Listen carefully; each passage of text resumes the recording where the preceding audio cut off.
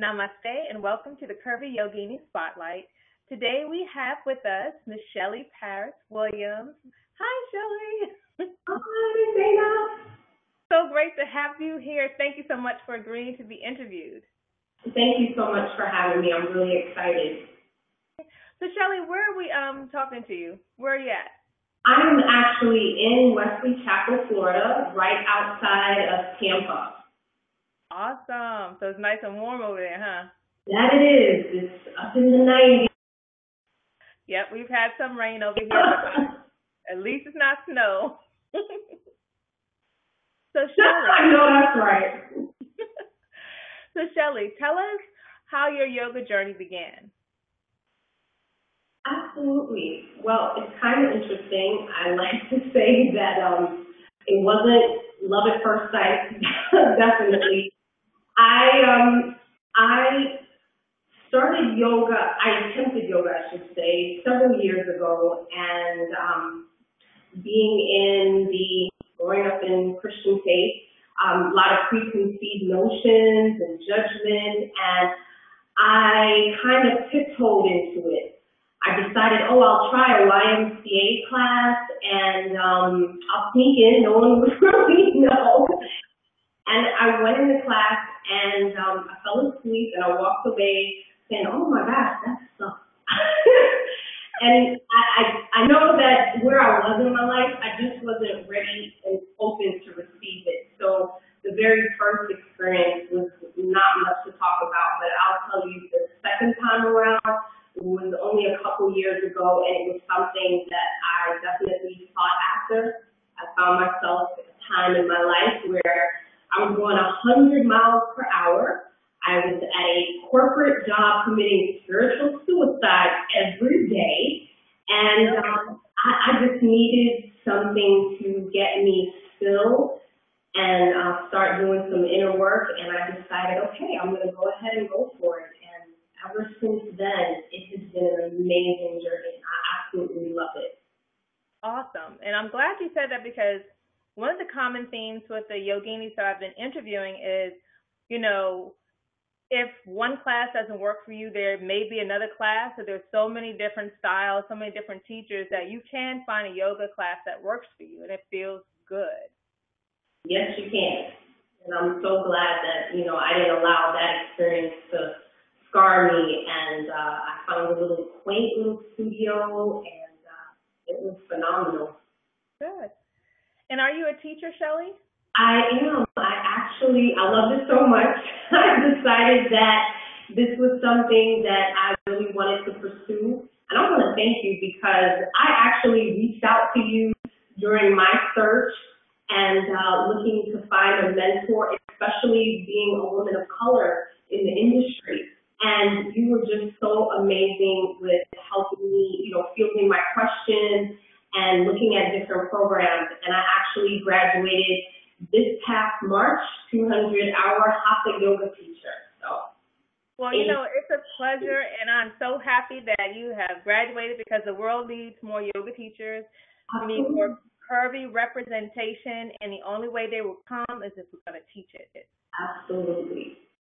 So what's your teaching style? Well, what I am actually doing right now, because that was one of the things. I was like, oh my gosh, I graduated. Now what do I do?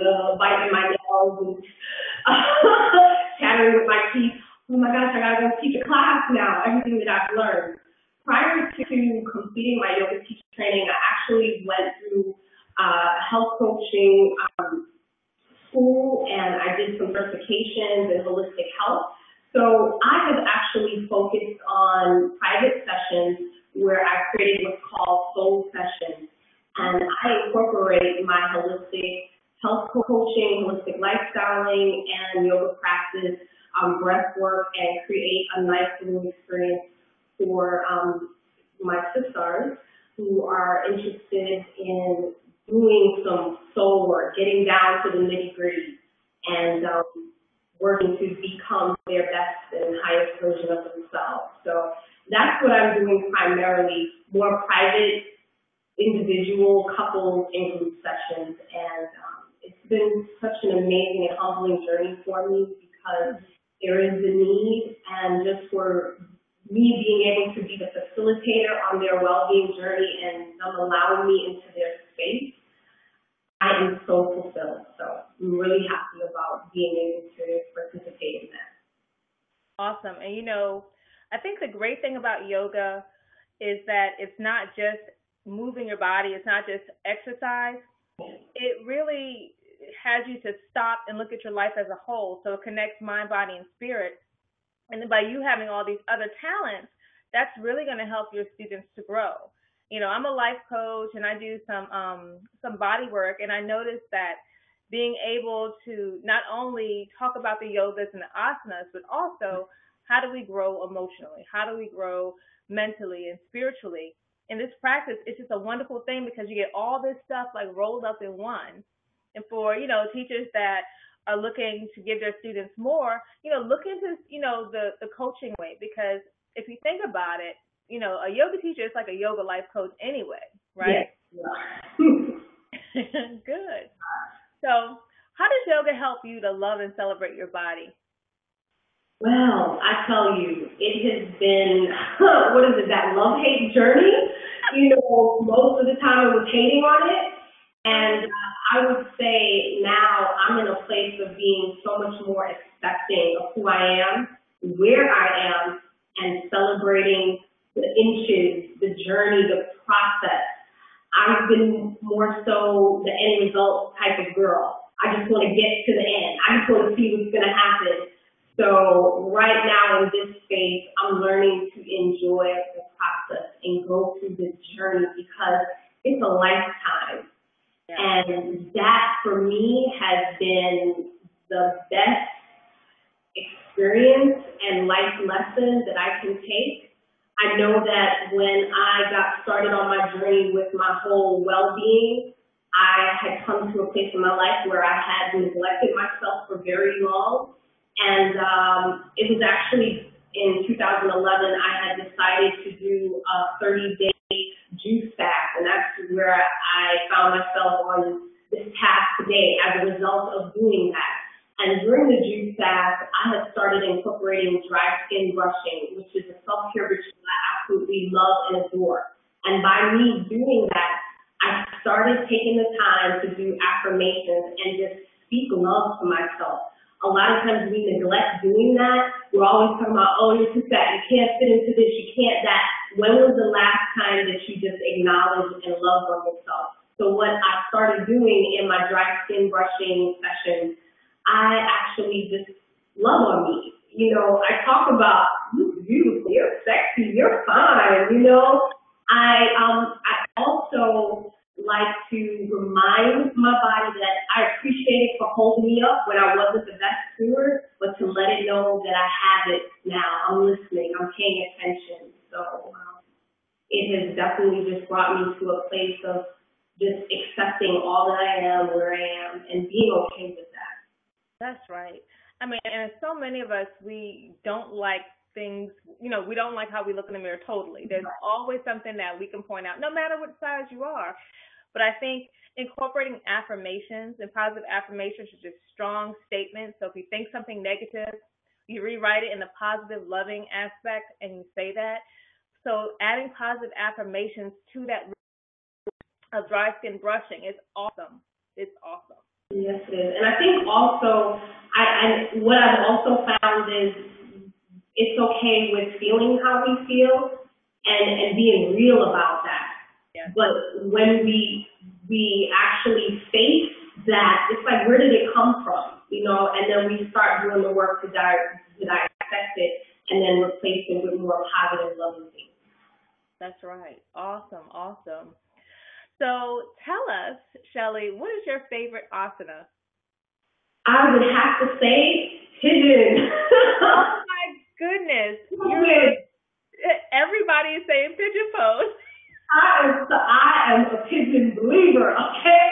It was seriously, like I said, going to that nice little quaint yoga studio, amazing, phenomenal teacher. Really quick story.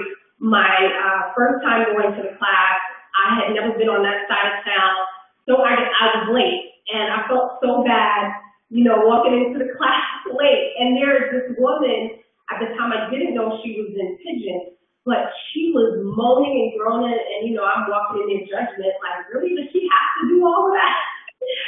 And my teacher at the time, she talked about how our hips are the seat of our emotions, and we hold so much there. And she mentioned, she says, left is past, and right is present future. And I remember the first time I actually got into Pigeon, and I was in my right hip, and when the tears just started flowing, and the emotional release that took place. I think it's one of the most rejuvenating and restoring poses that you can ever find, and it's so deep. So that would have to be one of my favorite asanas. Yeah, and I'm gonna say this because I said it to all the other yoginis. Pigeon is not my favorite, but as I'm listening to you all talk about this Pigeon pose and giving your experience with it, I'm gonna give it another try. We explored it for a whole month at my studio. But I think for me, maybe it's that fear of like really going deep into my emotions and kind of quote unquote losing it. But I'll put it on my practice for tonight. It is, and I mean, there's that resistance behind it, but being able to learn to be with what is and sit with it and breathe through it. Oh, right. So easy. So Shelly, asanas, it's important with yoga, but also meditation is. What does your meditation practice look like? My meditation practice, it has really evolved in the beginning. I definitely didn't know how to do it. I had all these preconceived notions of what it looked like and what I had to do. And of course, going through my yoga teacher training, I was exposed to a lot of different meditation practices. In the very beginning, to just help me, I needed more of, I needed the guided meditation a lot to help to coach me and get me into that meditative state. But as I find that I practice more and more, and I realize that it doesn't necessarily always have to be, 20 minutes or an hour or anything. It can just be right. Centering yourself for your day.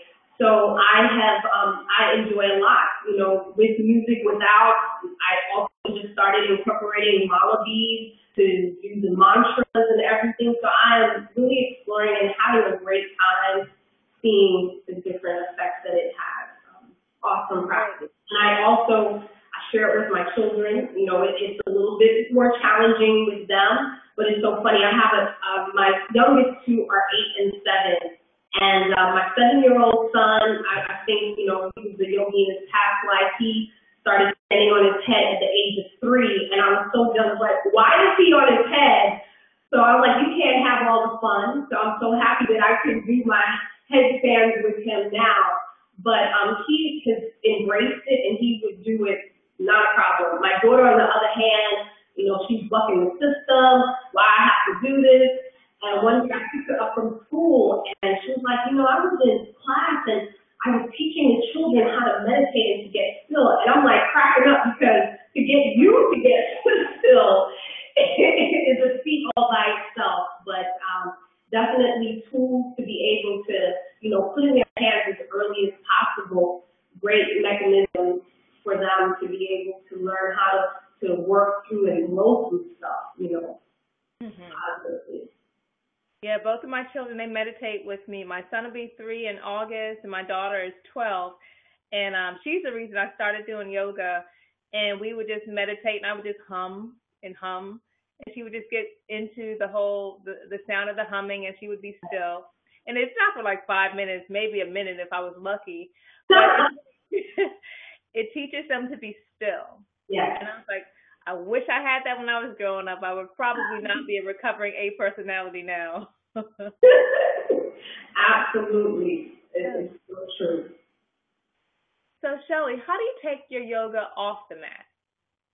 Off the mat, my yoga, it has helped me to be more mindful and conscious person. I also understand as I'm coming and embracing, because I'm all about, your authentic truth and speaking your authentic truth, but I also understand that there is a responsibility that comes with that.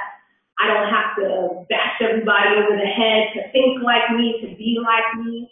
I understand that everyone has their own path. They have to walk out their own journey. We may be all on this road together, or you may look up and it'll be just you by yourself, but you have to allow everyone their own experience. So for me, I have just, again, made me more mindful and more conscious. Also, the presence, my energy, what I bring, what I'm imparting, making sure that when I come into a situation that I'm uplifting. You know, when you do get into the practice of a yoga or any type of energy work, you start feeling more. You know, you can go into a room and you just feel the energy, the thickness of, oh my gosh, I can't be in here, to, oh my gosh, this is the place that I need to be being connected. So I am just being more mindful in how I walk this earth and my presence and how I interact with others and my reflections to other people and also to myself. Awesome, awesome. I mean, and it's so wonderful that we learn this about ourselves on the mat, and we could just take anything that we have in life and work it out, and then bring that lesson into our world. And us, you know, by us being peaceful, eventually everyone around us is going to follow suit. Good. Absolutely. I have definitely been a witness to that, and I know sometimes people, it's like, oh, it's so hokey or whatever, but it is so true. You know, our environment, what we're seeing on the outside is definitely a reflection on what's on the inside. And we're not able to change the outside. You know, we can't do that, you know, with our husbands or, you know, spouses, significant others, or our children. But what we can do is take control of ourselves and work on us. And oftentimes that is a very challenging and scary experience, because that means you have to sit down and get real close, not only with just all the good stuff and the love, light, and peace, but also the darkness, the ugly parts of yourself. So. Oh yeah, definitely. Woo, definitely. That's. Mm-hmm. So that was inspirational, but who inspires you? Wow. I mean, so many people inspire me. Gosh, where do I begin? Just so many amazing stories, such as yourself. You know, people that are showing up in imperfections and all, and saying that I'm going to show up and present my gifts to the world, and knowing that in my transparency, that people are able to peer into the infinite possibilities of what is and what could be, despite your circumstances and what your past may have said. I think my greatest inspirations that I do find on a daily basis are within my children, because they are in that place where they're open to everything. They haven't learned their camp, and I am so fortunate that I'm in a place where I realize that I'm a steward and have been blessed with the awesome role of being their mother and learning how to really cultivate their gifts and their talents and the uniqueness of who they are, and not putting them in this pigeonhole, you know, and saying you have to be this, that, or the other. So I am so inspired by them, you know, speaking their truths and, you know, their thought process and questioning. I'm, again, inspired by, you know, the greats that have gone before us, you know, all of the teachers and mentors in my life that have challenged me and awakened me to being the very best person that I can possibly be. And also letting me know that, you know what, you don't have to worry about this having to be a certain way, you have to look a certain way or talk a certain way. I had a coach that I worked with last year, and one of the things that she shared with me that has stuck with me for forever now is she said, you know what, you're still in the mirror, printing and prepping, waiting for everything to be perfect. You're still fixing your clothes and fixing your hair. Go out and show up. And I was like, wow. And that is something that I remind myself even when, I get the bubble guts or the knees are knocking or whatever. It's like there is a soul tribe of people that are waiting for you to show up, that are waiting for you to share your message, to speak your truth, because you will inspire them with your experience.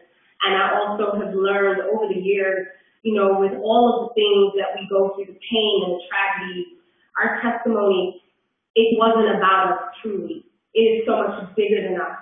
And because of that, that is what helps me to show up despite my fears and, the comfort zones that we get into.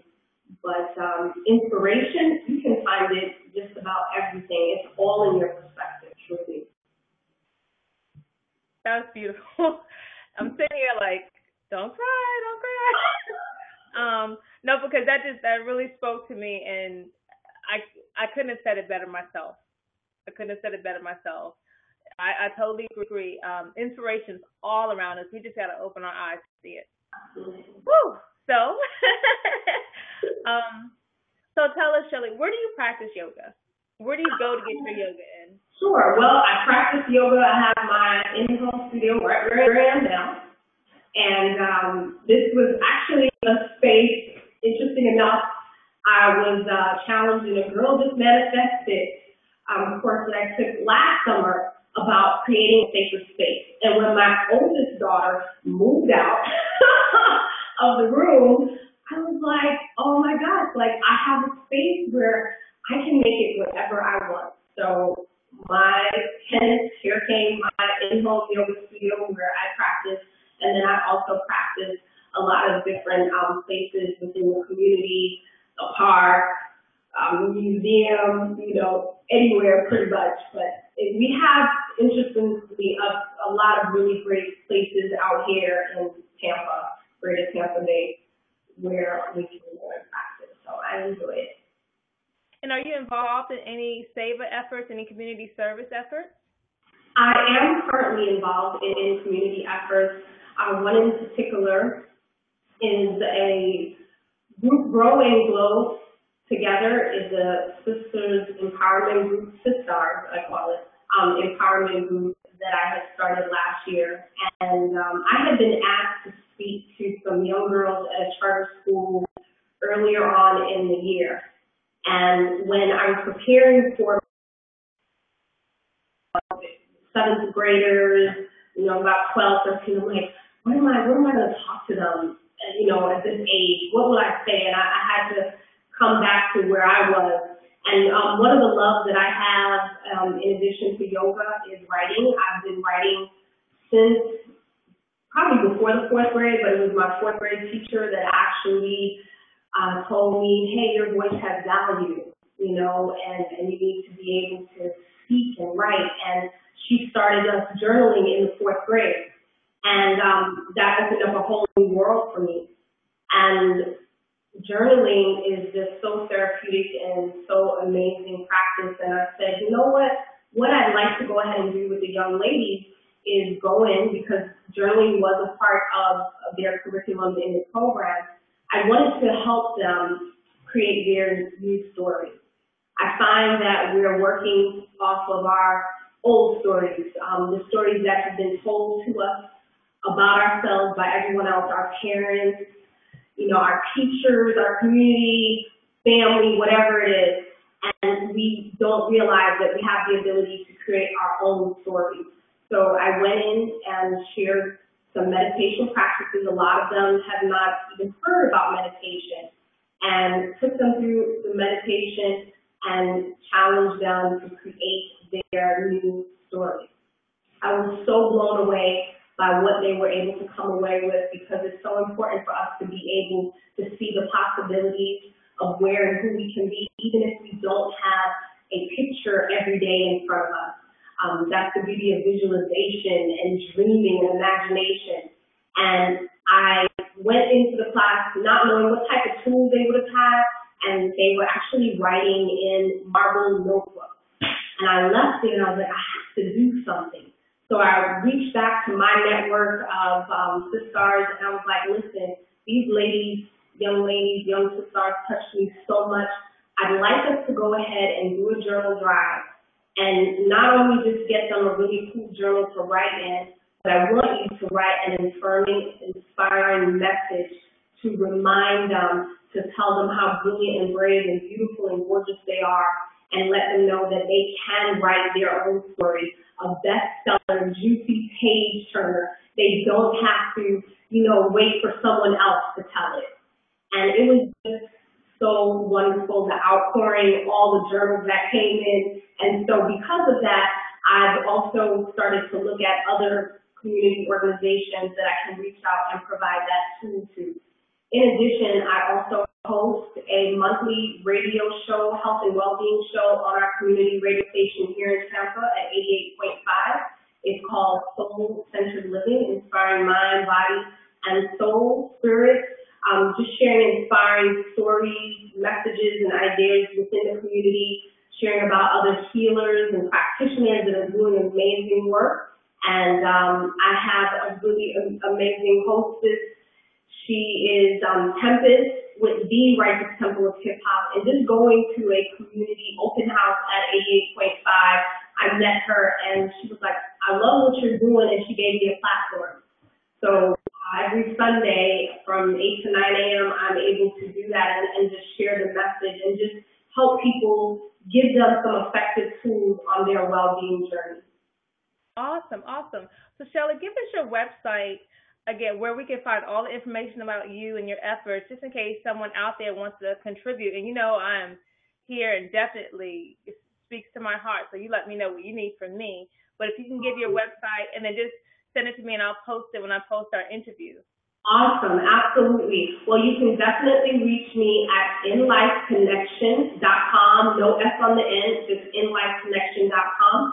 I am also on Facebook at InLife Connection and Instagram, also on Twitter at InLifeConnect.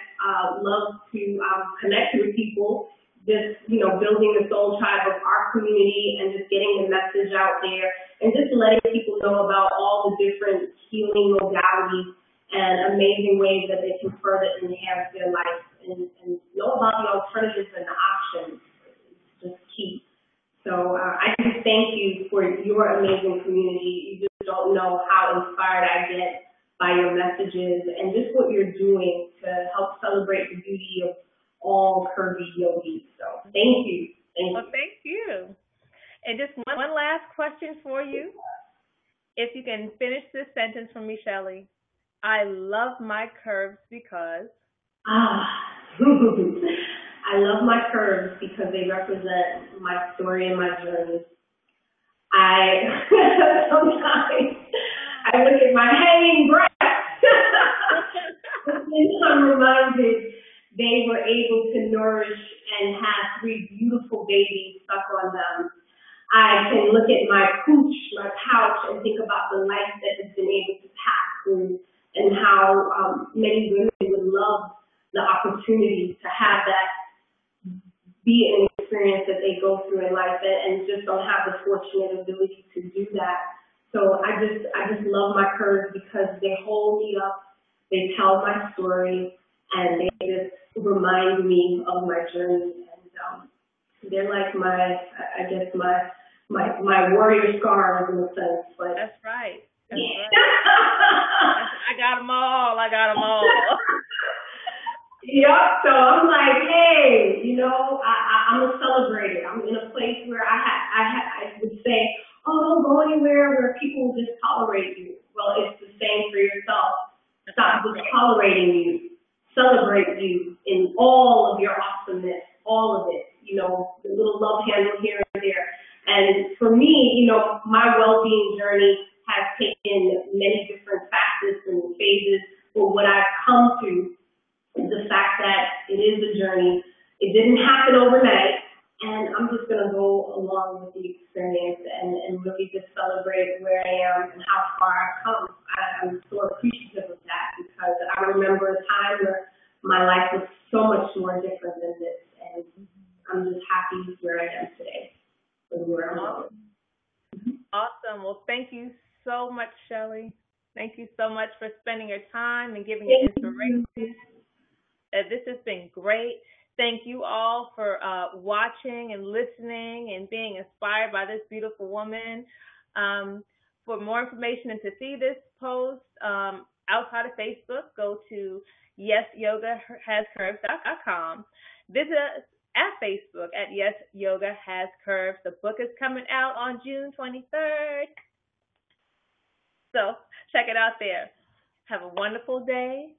Peace and blessings. Namaste.